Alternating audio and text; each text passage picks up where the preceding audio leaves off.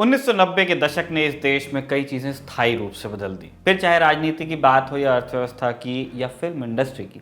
90s में बहुत कुछ हुआ। हम पैदा हुए, अयोध्या में ढांचा गिराया गया, बम्बई के धमाके हुए, केंद्र की सरकार ने देश की आर्थिक नीतियों में आमूलचूल बदलाव भी किए। हमने आर्थिक उदारीकरण की नीतियां अपनाई, यानी कई उद्योगों को सरकार के दखल से मुक्त करके निजीकरण के हवाले कर दिया गया, सेक्टर्स को। इसका असर भी हमारी अर्थव्यवस्था पर दिखने लगा और तब अखबार, सरकार और कारोबार से जुड़े लोग एक मध्यम वर्ग के उभरने की खूब चर्चा करते थे। उद्योग बढ़ेंगे तो नौकरियां बढ़ेंगी, लोगों की आमदनी बढ़ेगी, उनकी खरीदने की क्षमता बढ़ेगी, मतलब मध्यम वर्ग का दायरा बढ़ेगा, और ऐसा हुआ भी। उदारीकरण के बाद आबादी का एक बड़ा हिस्सा गरीबी की रेखा से निकलकर मध्यम वर्ग वाले ब्रैकेट की तरफ बढ़ने लगा। क्योंकि मध्यम वर्ग आबादी का बड़ा हिस्सा था, इसलिए चुनावी मैनिफेस्टो से लेकर बजट की घोषणाओं तक में मध्यम वर्ग का प्रभाव दिखने भी लगा। लेकिन अब जाकर हमें ये रियलाइज होता जा रहा है कि जिस उदारीकरण को हम गरीबी मिटाने का हथियार मान रहे थे, वो समाज में बड़ी आर्थिक खाई भी पैदा करने लगा है। मुट्ठी भर अमीर और ज़्यादा अमीर होते जा रहे हैं, जबकि गरीब और निम्न मध्यम आय वर्ग वाले अब उदारीकरण के फेर में पिसते दिख रहे हैं। नमस्ते, मैं हूं निखिल और आप देख रहे हैं दी ललन टॉप शो।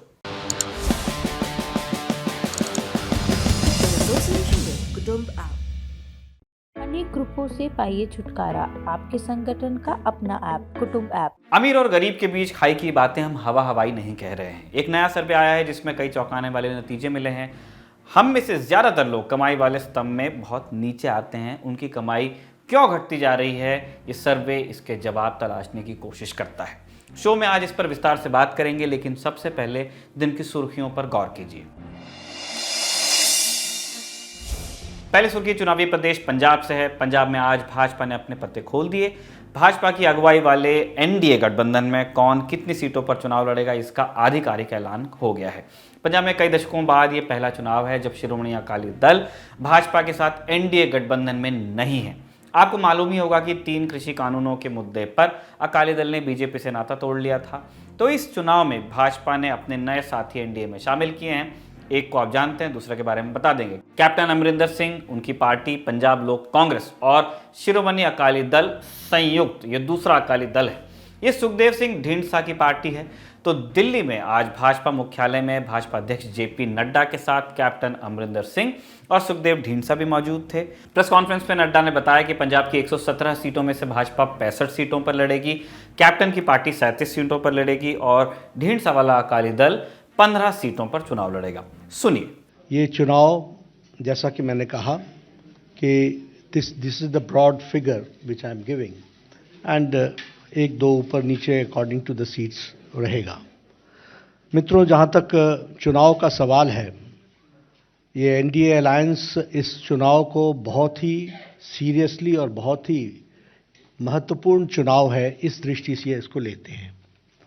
हमारे लिए पंजाब स्टेट एक बॉर्डर स्टेट है और बॉर्डर स्टेट के साथ साथ यह देश की सुरक्षा से जुड़ा हुआ प्रदेश है और देश के महत्वपूर्ण सुरक्षा के विषय के लिए पंजाब का स्टेबल रहना और मजबूत सरकार बनना, यह देश की आवश्यकता है, यह प्रदेश की आवश्यकता है।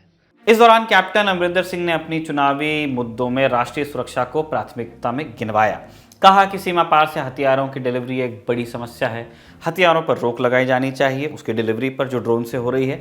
इस दौरान कैप्टन मंत्रिमंडल में अपने पूर्व सहयोगी और मौजूदा पंजाब कांग्रेस के अध्यक्ष नवजोत सिंह सिद्धू पर निशाना साधने से बिल्कुल नहीं चूके।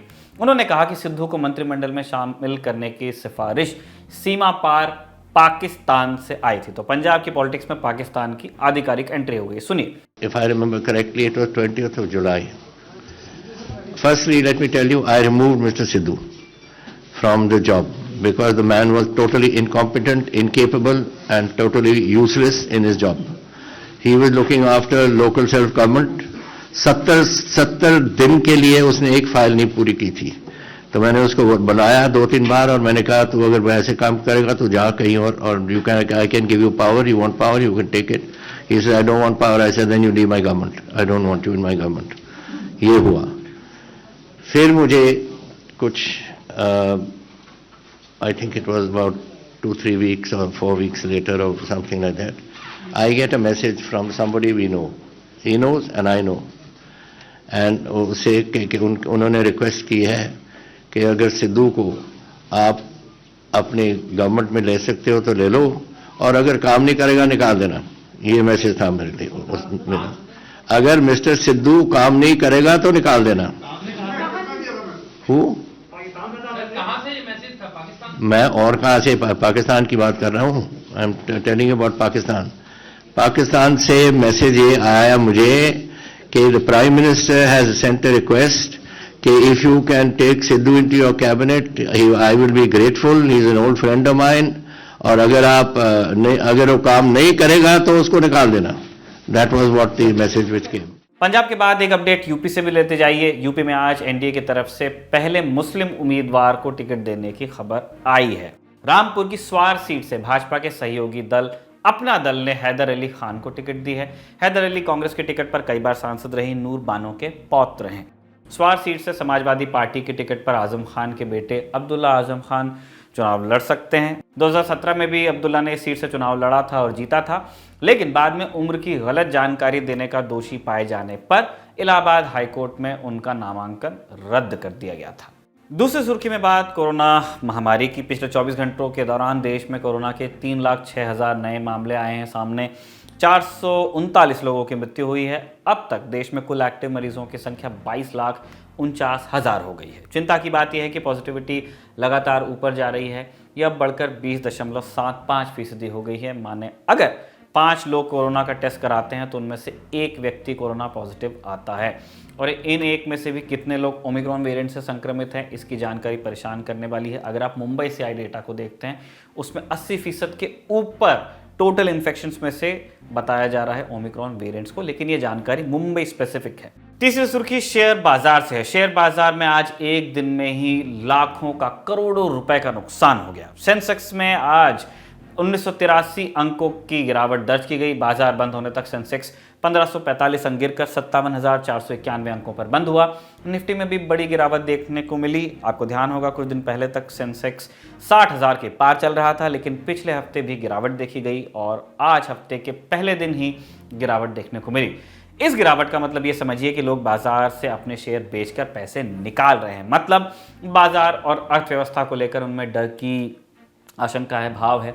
एक हफ्ते बाद देश का आम बजट पेश किया जाने वाला है और उससे पहले बाजार में इस तरह की निराशा सरकार की नीतियों पर बहुत कुछ कहती है। एक कमेंट है। ये थी सुर्खियां। अब चलते हैं दिन की बड़ी खबर पर। एक बड़ी पुरानी कहावत है, अमीर और अमीर होते जा रहे हैं गरीब और गरीब। फिल्मों से लेकर नुक्कड़ पर होने वाली चाय पे चर्चा तक इसका इस्तेमाल खूब होता है। आमतौर पर लोग करते ही जाते हैं। अब इस कहावत को अगर एक दावा माने तो उसकी काट के लिए एक दूसरा दावा भी पेश किया जाता है, विकास का दावा, बदलाव का दावा, अच्छे दिन का दावा। लेकिन दावों का क्या है, आप मुंह खोलिए और दावा ठोक दीजिए इतने भर से, लेकिन वो सही नहीं होते। कैसे सही होते हैं? डेटा से। हिंदी में कहें तो आंकड़ों की शक्ल में ठोस जानकारी। जब किसी बात के साथ डेटा दिया जाता है तब दावे से सत्य तक की यात्रा की शुरुआत होती है। और अब जो डेटा हमारे सामने आया है वो पहले दावे को ही मजबूत करता रहा है। अमीर और अमीर होते जा रहे हैं, गरीब और गरीब। मुंबई में एक थिंक टैंक है, people's research of India's consumer economy price. इसने एक सर्वे किया है, ICE 360 सर्वे 2021। यहां 360 का मतलब ज्यामिति का 360 है, 360 डिग्री वाला। इस सर्वे की रिपोर्ट अब आ गई है और इस रिपोर्ट में दावा किया गया है कि भारत में सबसे गरीब 20% लोगों की आय पिछले 5 सालों में आधी से भी कम हो गई है। मैंने 100 रुपया जेब में था तो अब 50 भी नहीं बचा है। इस रिपोर्ट की जानकारी हमें मिली इंडियन एक्सप्रेस अखबार में छपी संदीप सिंह की एक रिपोर्ट से। अगर आप अंग्रेजी समझ लेते हैं, पढ़ लेते हैं तो इस रिपोर्ट को जरूर पढ़िए। यह आपको आर्थिक उदारीकरण से लेकर कोरोना से बचाव के नाम पर लगाई गई पाबंदियां और उसके बाद राहत पैकेज को लेकर सरकार ने जो बड़े बड़े दावे किए थे उन सबको एक अलग नजर से देखने का एक मौका देगी। हम आगे जो बातें बताएंगे वो संदीप सिंह की इस रिपोर्ट और प्राइस की वेबसाइट पर ICE 360 सर्वे 2021 को लेकर दी गई जानकारी पर आधारित है। ICE 360 सर्वे सिर्फ ये नहीं कह रहा है कि गरीबों की आय आधी हुई है, वो ये भी कह रहा है कि इन्हीं 5 सालों के दौरान भारत में सबसे अमीर 20% परिवारों की आय 39% बढ़ गई है। पहले ही ज्यादा था और बढ़ गया। पिछले 5 सालों में आखिर ऐसा क्या हुआ कि गरीबों के हाथ से पैसा निकलता गया और अमीरों की तिजोरी भरती गई? इस पर हम आएंगे, लेकिन पहले ज़रूरी है कि हम ये समझें कि सर्वे तैयार कैसे हुआ, ताकि दर्शक इन दावों और आंकड़ों के वैज्ञानिक आधार का भी अनुमान लगा सके। सर्वे को पिछले साल यानी 2021 के अप्रैल से लेकर 2021 के ही अक्टूबर के बीच किया गया। सर्वे 2 राउंड्स में हुआ। पहले राउंड में 2 लाख घरों का सर्वे हुआ और फिर दूसरे राउंड में 42,000 घरों को कवर किया गया। और इस दौरान 25 राज्यों और यूनियन टेरिटरीज के 100 जिलों में सर्वे टीम्स गईं। इन 100 जिलों में 120 कस्बों और 800 गांवों को शामिल किया गया। दोनों राउंड्स में ग्रामीण और शहरी दोनों तरह के इलाकों से जानकारी इकट्ठा की गई। जानकारी कौन सी, यह हमें प्राइस की वेबसाइट पर मालूम पड़ा। बिंदुओं में बता रहे हैं। पहली जानकारी थी घरों की आर्थिक सेहत। इसमें आय, खर्च, बचत, निवेश और कर्ज जैसी चीजें शामिल थी। दूसरे बिंदु पे आते हैं। सर्वे के लिए एक्सपेंडिचर मैप बनाया गया। ये देखा गया कि खर्च में रूटीन वाली चीजें कौन सी थी और बिना रूटीन वाली कौन सी। मोटा मोटा आप ये समझिए कि रूटीन में आप मकान के किराए को रख सकते हैं, नॉन रूटीन में अचानक सामने आने वाले खर्च को रख सकते हैं, जैसे कि किसी बीमारी के दौरान होने वाला खर्च जो आपको पहले से नहीं पता होता। तीसरा बिंदु ये भी मालूम किया गया कि परिवारों के आय के स्रोत क्या हैं, कौन क्या नौकरी करता है, कैसी नौकरी करता है, फॉर्मल इकोनॉमी का हिस्सा है, इनफॉर्मल इकोनॉमी का हिस्सा है, पक्की नौकरी है या कॉन्ट्रैक्ट पर है, सैलरी वाला मामला है या दिहाड़ी मजदूरी वाला। इसके बाद देखी गई क्वालिटी ऑफ लिविंग, माने घर में टीवी, फ्रिज जैसा सामान कितना है। इसके बाद ये देखा गया कि सार्वजनिक सुविधाओं तक पहुंच है या नहीं, मसलन सड़क, बसें या कल्याणकारी योजनाएं। सड़क, बस, कल्याणकारी योजना हमने उदाहरण दिया, पब्लिक गुड्स की बात हो रही है। इस सर्वे में भारत की आबादी को आय के आधार पर 5 कैटेगरीज में बांटा गया है। हर कैटेगरी में 20% लोग हैं। कौन कौन सी कैटेगरी है? Poorest, lower middle, middle, upper middle और रिचेस्ट।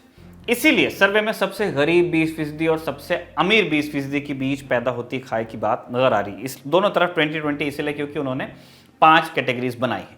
सर्वे का मोटा हिसाब हम आपको पहले ही बता चुके हैं। सबसे गरीब 20% लोगों की कमाई 2015-16 की तुलना में 2020-21 में 53% घटी थी और इस दौरान सबसे अमीर 20% लोगों की कमाई 39% बढ़ गई थी। अब कुछ और बारीक ऑब्जर्वेशंस की चर्चा करते हैं जो कि इस सर्वे में है, इस रिपोर्ट में उनकी जानकारी है। पहला बिंदु जुड़ता है आर्थिक उदारीकरण की नीति से।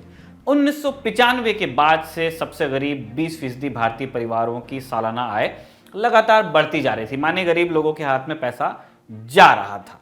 उस पर अब ब्रेक लग गया है और गाड़ी रिवर्स गियर में चली गई है और पूरी रफ्तार से अब उल्टी दिशा में जा रही है। पूरी रफ्तार वाली बात हमने जुमले में नहीं कही है। 2005 से 2016 तक सबसे गरीब 20% परिवारों की आय हर साल 9.9% की दर से बढ़ रही थी। कुल बढ़त रही इस दौरान 183%, लगभग डबल हो गई। और 2016 से 21 के बीच, यानी जो ये 5 साल वाला वक्फा है, उसके बीच ये सारी बढ़त बेमानी हो गई, क्रैश कर गई। ऐसा क्यों हुआ है? उसका एक कारण जो सभी जानते हैं वो है कोरोना लॉकडाउन। कोरोना एक नई तरह की चुनौती थी। कोई जानता नहीं था पहले से कि इससे निपटने का सबसे कारगर तरीका क्या होगा।